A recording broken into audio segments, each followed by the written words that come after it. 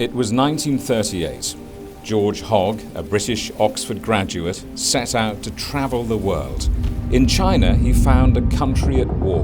When George Hogg arrived in Shanghai in 1938, there had been a terrible battle fought between the Japanese military and the Chinese military over the northern districts of Shanghai. It was the most vicious battle of World War II.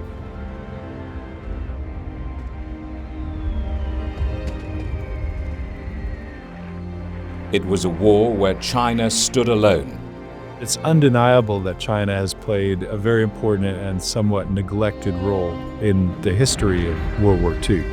China held down millions of Japanese troops who were unable to then occupy other parts of Asia and contribute to the building of the Japanese Empire. What George Hogg saw changed him forever. He never saw China except in wartime. What he was looking at all around him was poverty and suffering and war and destruction. Conditions in Shanghai are appalling. The Japanese army has burned down surrounding villages and bayoneted the farmers. So the city is full of hungry and homeless folk who watch each other become thinner and colder until they die. The Japanese flag flies everywhere. Shanghai is in tattered ruins. The streets are strewn with dead Chinese soldiers lying as they fell.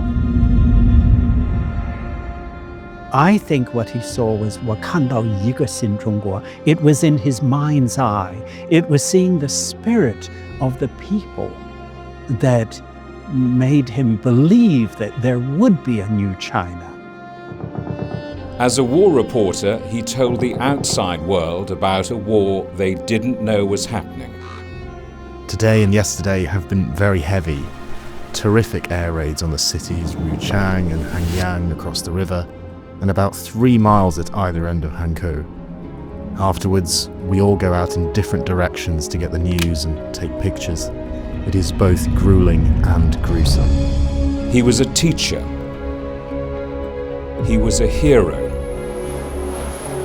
A forgotten story.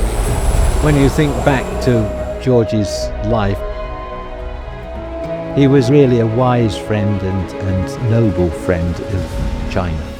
The story of George Hogg in China.